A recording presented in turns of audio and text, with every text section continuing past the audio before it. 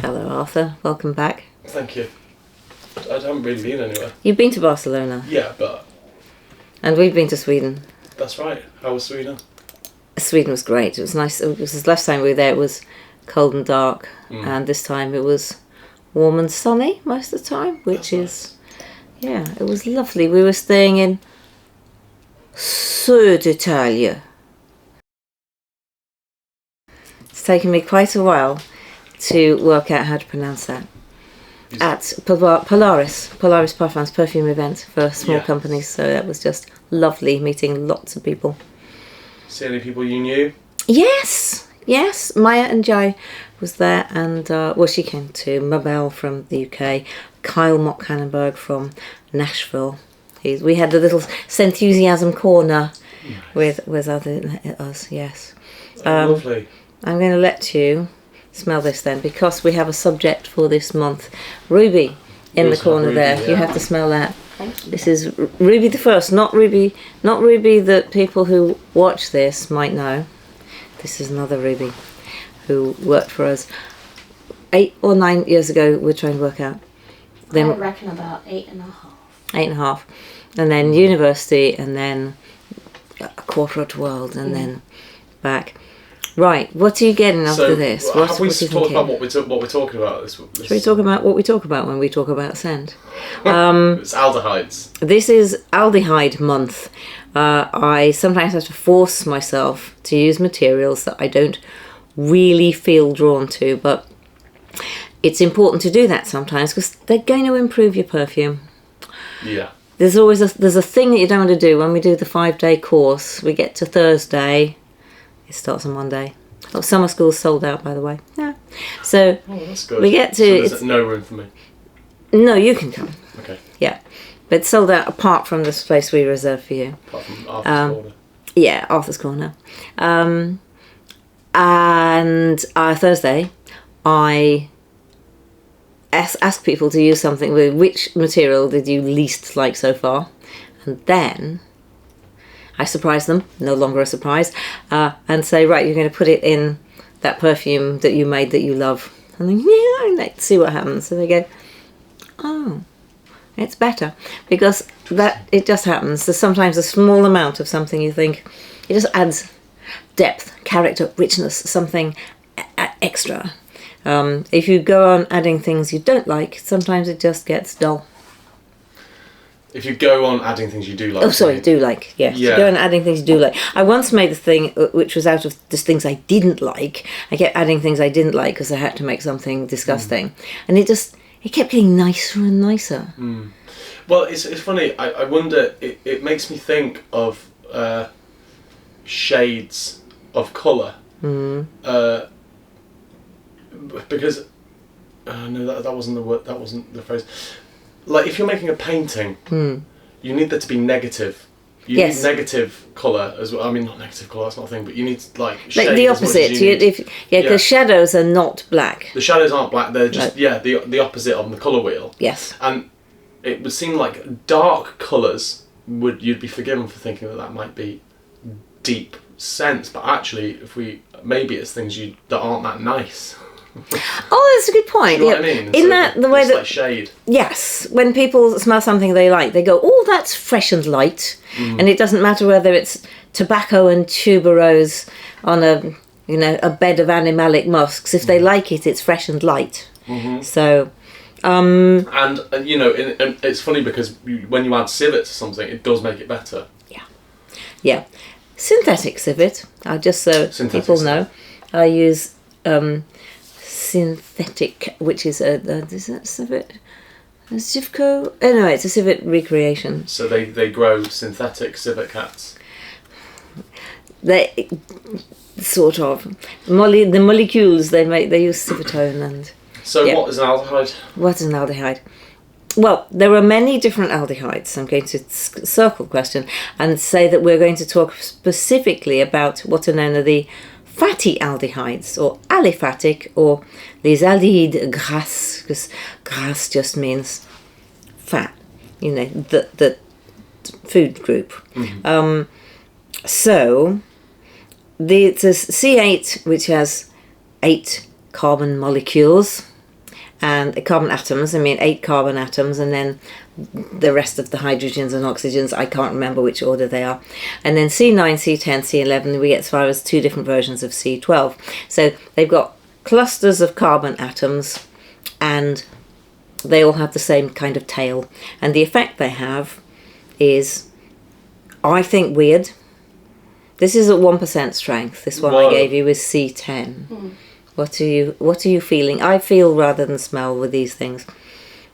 So, for me, it makes me think of it smells biological. Like in a human way. It smells like a smell that might emanate from a human. Emanate from some. Well, if they've eaten a lot of oranges, it might. This also emanates from. If you peel an orange, you get some of this. Hey, I can smell that. Yes. It just reminds me of secretions magnifique. Excretions. No, sécrétion. You were right the first time. Yeah.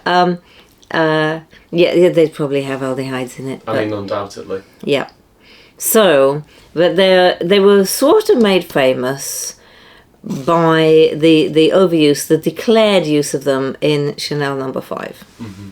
They'd been in use a long time before that, but there's mythology in French perfumery, which was Chanel No. 5 was the first fragrance to use them. Not true, but Chanel's very good at making up myths.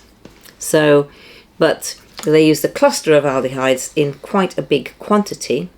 Ernest Beau added them, and it gave this sort of sparkliness to the perfume, which then dominated particularly perfumes marketed to women from the 1920s right through sort of 1970s. Mm-hmm. By this time we're getting a bit bored with them, but see, I think the reason I don't really like them much is I associate them with those women who used to wear those perfumes when I was a child, and I found them all a bit too much. Posh women who went shopping at Bins in Sunderland. Bins? Yeah, that was the name of our department store. Middlesbrough and Newcastle and Sunderland, we all had Bins. Bins. Yeah, with 2 N's. But also Phoenix. Yes. They would go shopping there as well. If you went for afternoon tea in one of those shops, cafes, there'd be women in their fur coats and their aldehydic perfumes. So they're sort of known to be fizzy until they lift up the top of a perfume. So Chanel No. 5 is an aldehydic perfume? Yeah. Right. Okay. Yeah. Okay, and one to Ruby. Thank you. Are you still circusing? Am I? Yes. Yeah. It's just I noticed your hands look like you've been doing such Just things. inclining now. Oh, I filmed something. Did I send you a film when I was in Sweden? I filmed something for you. No. There's some in their the Radhus, so big town hall place, Stockholm. There were these women up long poles. Oh yeah. And then they started. The Chinese pole. Maybe they personally were. They were speaking French, so yeah, no, I was thinking of it as a French pole. So they. Yeah, but I think that's that big, very long circus. Very long stick, and then they were at the top of it, and then they started leaning backwards and forwards and bending a lot. Was the pole bending? The pole was bending a lot. That's not the Chinese pole then. Okay, that would be the French pole. That would be the bendy pole. Yeah. The broken pole. Le pole pliant or something. Okay, this one. This smells like my grandfather's breath. Yeah, I sort of get that. I mean, I've not met your grandfather. Father, I haven't. But this is aldehyde C11, so this is the next heaviest.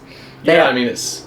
They're strange things. They're more like somebody described it once as an experience rather than a smell.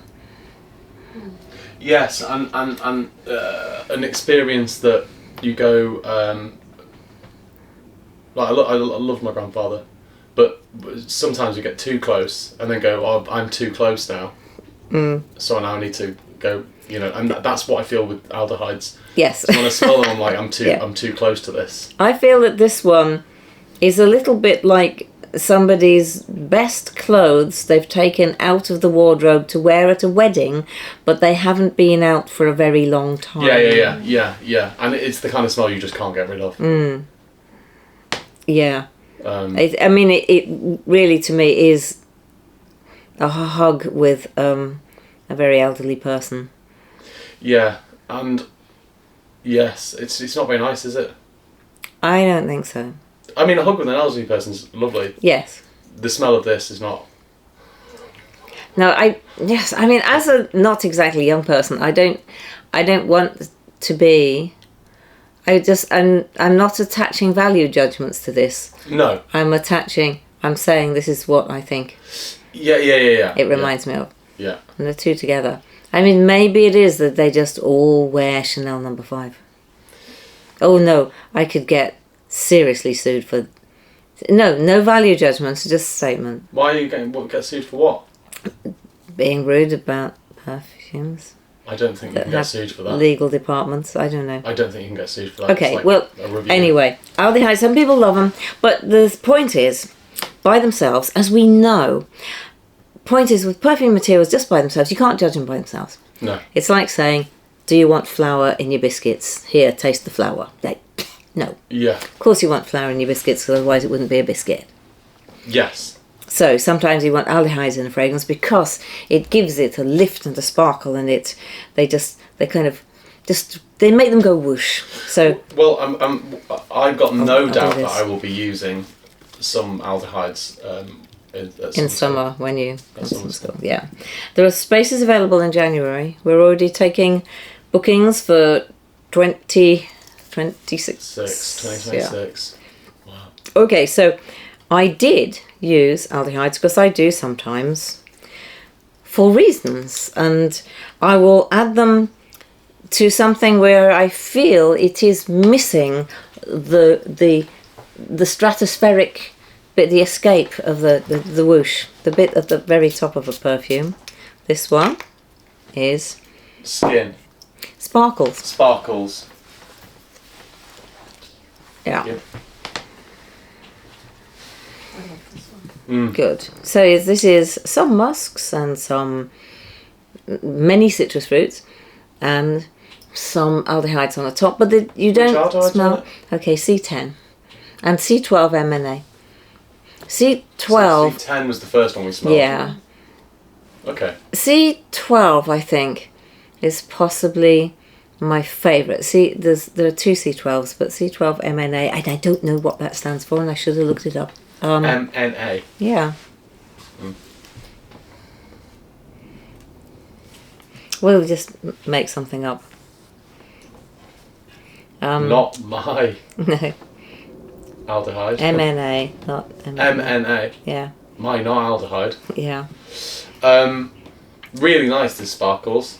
Thank you. It's available on the website. It is actually, yes. It is newly available on the website. The next in the series of Tempest Rose fragrances. And you do get that bottle. Not that specific one, but one with a yes, tassel with on a hand applied tassel. Yeah, for twirling. So I would say you have this effect. They are an effect. That's what they're for. I wouldn't wear an aldehyde by itself, but on the other hand, I would add it in order to, reluctantly, but if I feel that a fragrance is a little bit kind of just low, sitting there, needs a lift, then I would add this. But only if there's something already quite high that I can put it on top of. They're so shiny and bright that for me they kind of need citrus fruits or lavender or a geranium up there so that the aldehydes can just go to a little point right at the top. You can't just put them on something that's sort of soft and flat, otherwise. To me, they smell undeniably synthetic.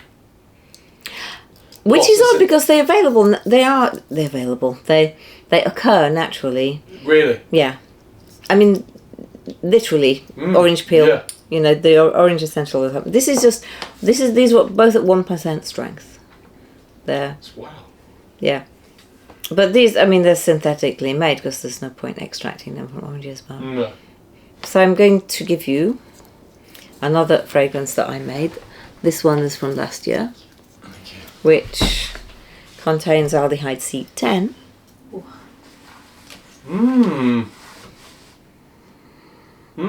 And this is Soapy Mac Soap Face.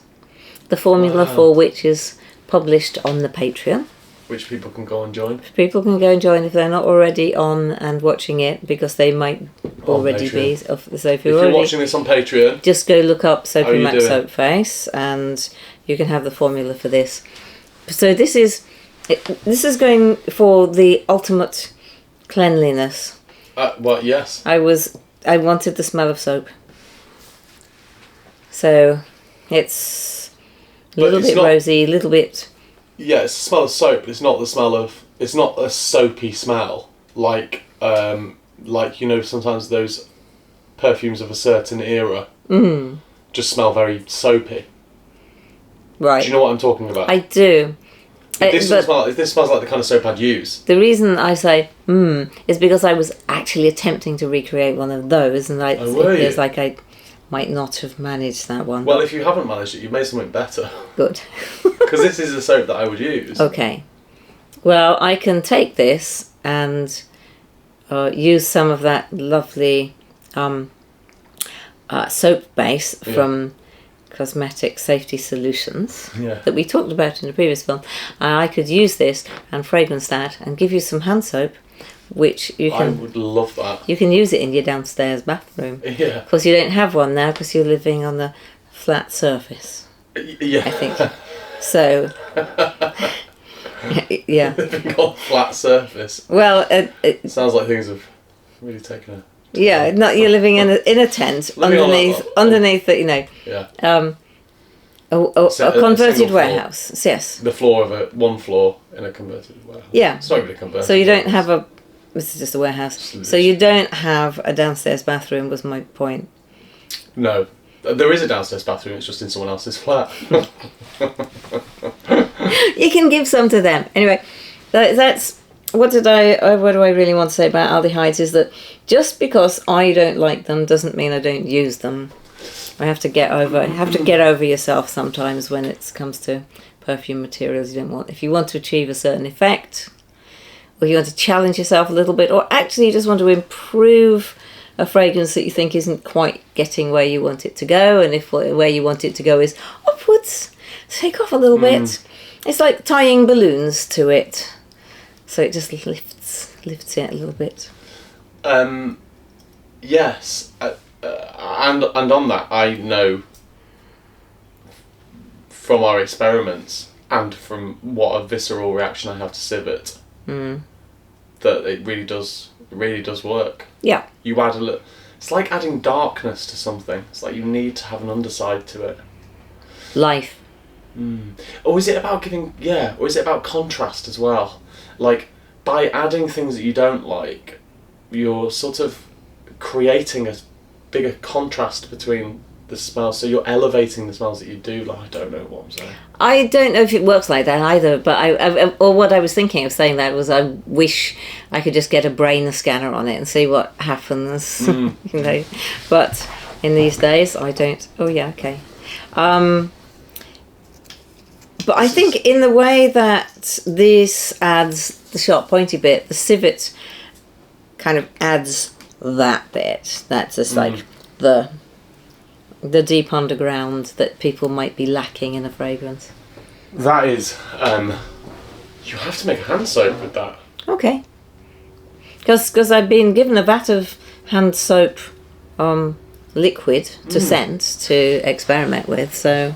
I mean, it's I've even bought the bottles now. You know when you go to a fancy restaurant and they've got always got lovely hand soap in the toilets. Right. It smells like... I'm believing you. It smells like hand soap in a really fancy restaurant. I'm just hearing Prince. Prince had a song about going to a fancy restaurant, and it's just... Yeah. Okay, so I'll call it Prince hand soap in honour of... Or I'll call it like the hand soap formerly known as. Soap base, yeah. Yeah. I don't know if I want to say anything more about aldehydes. I don't. Except, yeah, I do. I just want to distinguish the fatty aldehydes from all the other aldehydes, because there are lots of other and materials whose name tend to end with an al. Mm-hmm. Like melanal or hydroxycitronelal. They will be aldehydes, but they're not the fatty aldehydes. They don't have this weirdly waxy textural thing going on. That's just aldehyde C8, C9, C10, C11, C12 MNA, and C12, the other one whose name I can't remember. The other aldehyde, I mean, vanillin is an aldehyde. Is it? But it doesn't behave anything like the fatty aldehydes. Okay. So when people talk about aldehydic fragrances, they tend to mean that they've got some of these C8, 9, 10, 11, 12s in it. All fragrances pretty much have some aldehydes in because they exist naturally in naturals, and a lot of the time geranium's got aldehydes in, rose has aldehydes in, so yeah.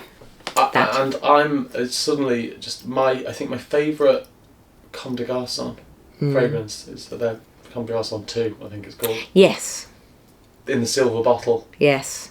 I've just realised that's a really aldehydic perfume. And I love it. Yeah. I think I like all the Comme des Garçons. They're just so classy. Yeah. I was going to say intelligent, but that I don't want to imply that other fragrances are dim, but no. They're just they're different. They're challenging. They're unusual. They tread the line very well between being agreeable and unusual. Like it would be difficult, I think, not to like one, but they also smell not like all the other perfumes. Yeah, they could very well be. Hang on, are we sure this is a perfume? They're quite conceptual. Yes. Should go with that. Yeah. Very good.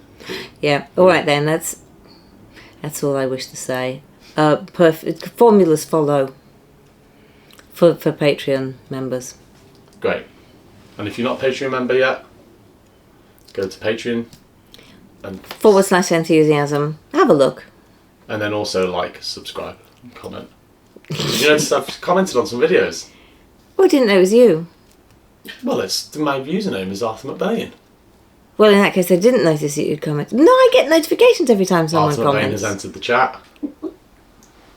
Unless they didn't post. Well, but I haven't replied though because I haven't seen them. I was replying to things. Oh, maybe I haven't. Okay, I'm going to have a look.